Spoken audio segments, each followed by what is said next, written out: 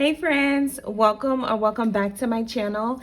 If you're new here, welcome. My name is Shadavia and this is Ohshebudgets, where we talk about all things money, budgeting, and savings related. In today's video, I am going to be doing a budget with me for my my second paycheck for the month of May. And if you enjoy budgeting content and you have not already subscribed to my channel, go ahead and hit that subscribe button and follow me along on my financial journey. If you're a returning subscriber, thank you so much for continuing to support my channel and return each week for my new uploads.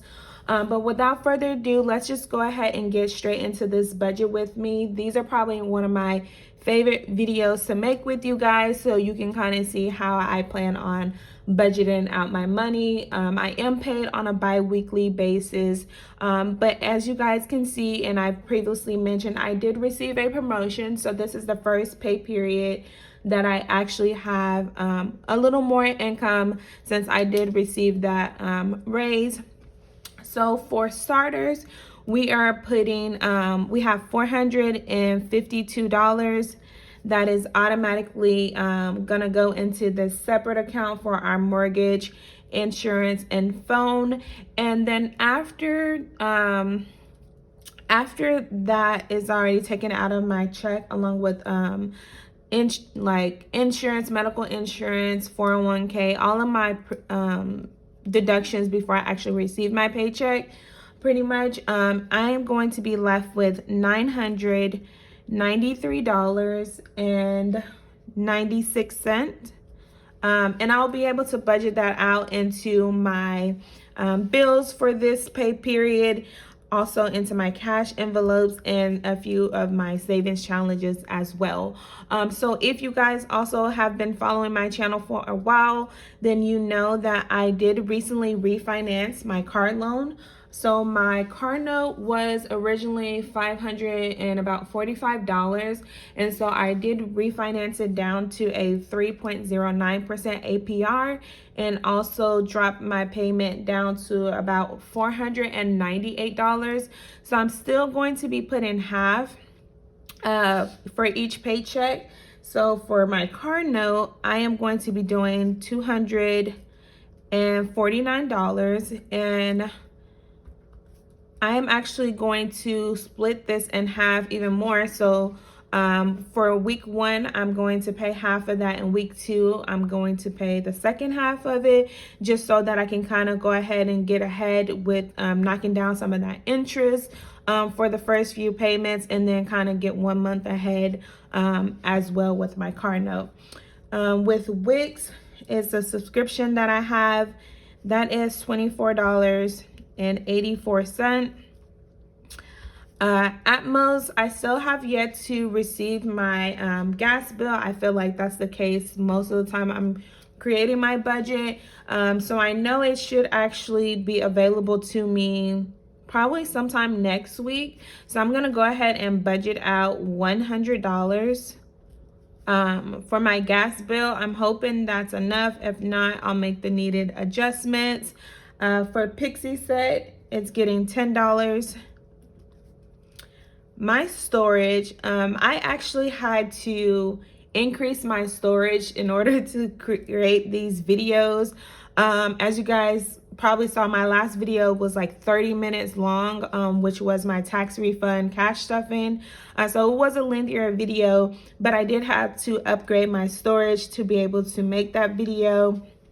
And so I just decided that, I'm just going to keep the storage at, upgraded, opposed to trying to revert back, because I take a lot of pictures, a lot of videos. So I need the storage, honestly. And so since it was a prorated amount, storage for this time is getting $7.48. And then my daughter's storage is actually only 99 cents. I think before I was budgeting like $2.99, but I double checked and it's actually 99 cents. And while I'm in the process of doing these bills, y'all, I am just not noticing. I don't know at what point in my budgeting journey I completely forgot about my gym my gym bill, probably because I haven't been going enough. But yeah, I checked my account and I was like, oh yeah, that's right, I do pay for a gym membership. So I have been completely forgetting about it, and it's just been coming out of my account. So it is due on the 17th of each month. So it'll be on my next budget breakdown is when I'll account for that. But it's only like like a little less than $11. So it's not that bad. And like I said, I have the money in my account for those scenarios. But I just went back and I was just like, when did I forget? Like when did I forget to start budgeting for that gym membership? But like I said, it'll be on the next one. And then Apple Music, I still currently pay for, which is $5.40. And then for the light bill, this pay period, the total balance was actually $214.03. But if you watch my last budget with me, then you know something new that I have been doing is taking out half of what I think it's gonna be in one check, and then the other half in this check, or the leftover. So in that last budget with me, I took out $100 out of that paycheck, so that this pay period, I'm only gonna be having to take out $114.03. And that is a lot better than coming out this paycheck for a full $214.03. So let's do some calculation. So we started at $993.96. We're gonna take away $249 for the car note, $24.84 for the Wix, $100 for Atmos, $10 for a Pixie set, $7.48 for storage, another 99 cents, $5.40 for Apple Music, and then $114.03. So that is gonna leave us with $482.22. Again, that I'm gonna be budgeting into now my cash envelopes and my savings challenges. So far, like I said, so if it ain't broke, don't fix it. So we're keeping our groceries at $100 for this pay period. Then moving on to gas, which is gonna get $70. I think last time it took me like $66 or somewhere around there to fill up.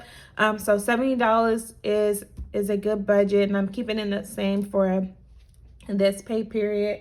For household, household is not getting much, but for household, we do get toiletries, cleaning items, any little small items that we actually need for our household. And so we're getting $20 put into there. I am actually looking into, well, my husband and I have been talking, and we're thinking about, you know, making some changes when it comes to our finances. And so one of the things that I kind of mentioned to him, or I guess he kind of brought up, was how much I used to coupon, and like I could literally have a $0 household budget. So I'm gonna try to get back into couponing. I know it's, you know, for starters, like it takes a minute, but I'll probably take that $20 and start couponing again, and so I can get the flow rolling. And I love CVS because they give you extra care bucks, and essentially you just, you know, start with the initial money, and then you just continue to roll that money forward without, you know, putting in the extra money, if that makes sense. For self-care for myself, I'm giving myself $40 for this pay period. And I checked my self-care envelope. It actually has a decent amount of funds in there. I'm thinking I actually want to go get a pedicure this weekend with my hubby, but he's really he's really not into people touching his feet. So we'll see what he says when I bring that idea up to him. Miscellaneous is going to get $3. And then I saw Lay from Motherhood and Finances, she actually mentioned that she gives miscellaneous 0. Well, in her last stuff, and she gave it 0 because she wanted to be more intentional with her budget. And I think that is a great mindset to have, because miscellaneous is not necessary per se. But I mean, I just have the envelope, so, and then I like to, I guess, make the budget kind of make sense. So I just kind of throw it in there because it's initially what's left over. But I think I'm going to start incorporating the idea of not even having a miscellaneous envelope, or, you know, putting too much in there, so that I can become more intentional with my budget and where my funds are going. For family fun for this pay period, we're giving it $25. And we don't have any plans as of yet. But I have a few places that I do want to go, and it's getting close to summer, so school's about to be out, so I really need to kind of, you know, start thinking about what we're going to be doing for those family fun activities to keep the kids active while they're out of school and, you know, off the screens for the most part. And then lastly, we have our savings.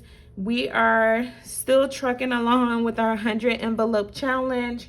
And so for this pay period, we're going to be setting aside $84, which is one additional envelope, towards our 100 envelope challenge. And I was a little hesitant to do that, but I told myself, even if it's just one envelope that I'm stuffing every pay period, it's better than 0. So I'm putting aside $84 for that. And then May savings, which is this challenge, since I am paid bi-weekly, then I essentially cut it in half. And so the what's left over is $75 for the cactus, and then the bonus is the $25. So I am actually putting aside $100 to save the rest of that. So that's 5, 10, 15, 20, 25, 30, 35, 40, 45, 50, 55,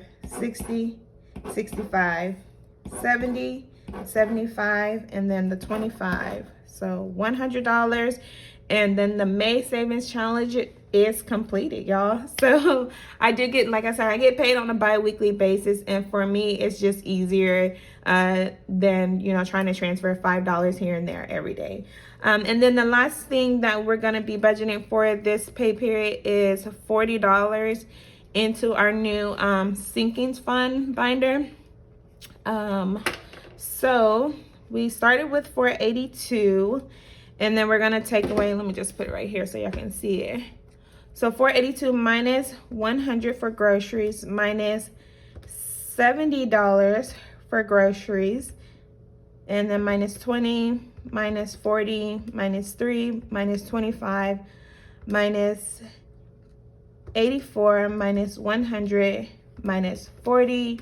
And so that leaves us with $0, and that is our budget for this pay period. If you guys have made it this far in the video and you made it all the way to the end, leave me a comment with your favorite emoji so that I can monitor who's actually watching my videos all the way through.